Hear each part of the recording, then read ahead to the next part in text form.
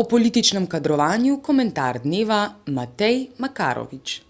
Ko je Borut Pahor še v opoziciji obljubil konec političnega kadrovanja, se je za to obljubo skrivala posebna past, tako za kot za državo. Še vsaka oblast, ki je kdaj vladala Sloveniji, si je želela glavne položaje v državi zasesti z ljudmi, ki so ji blizu. Razlogi za to so lahko legitimni, saj si vsaka oblast na položajih pa želi ljudi, ki jim zaupa. Lahko pa so razlogi političnega kadrovanja tudi problematični, če je to mišljeno predvsem kot delitev plena med zveste privržence. Obe želji po političnem kadrovanju, tako tistem legitimnem kot tistem problematičnem, sta bili doslej značilni še za vsako oblast in Pahorjeva vlada pri tem ni izjema. Izjemna je bila le Pahorjeva obljuba o odpovedi političnem kadrovanju oziroma o tem, da se ne bo nikogar zamenjalo brez razloga.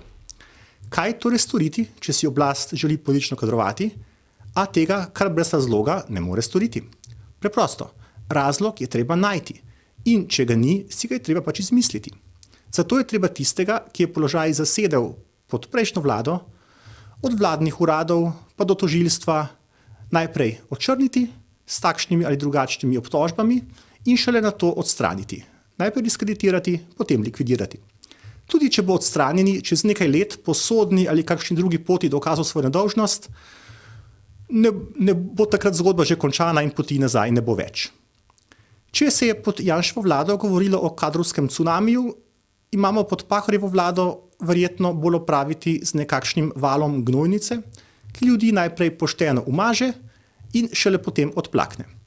Če bo to postala nova slovenska praksa ob vsaki menjavi oblasti, se resni in sposobni ljudje sploh ne bodo več odločili za prevzemanje javnih funkcij. Če te eni postavijo, drugi pa zaradi politične nekompatibilnosti odstranijo, to ni ravno spodbudno, a je še vedno veliko bolje, kot če te pred neizbežno odstranitvijo ob menjavi oblasti polijejo še z gnojnico.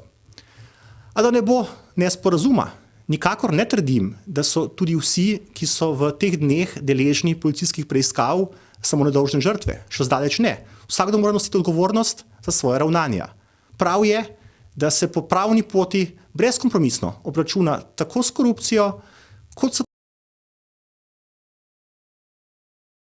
tega. Kmalu pa se bo jasneje pokazalo, koliko organi pregona v svojih delih sledijo samostojnim profesionalnim standardom in koliko političnim kriterijem.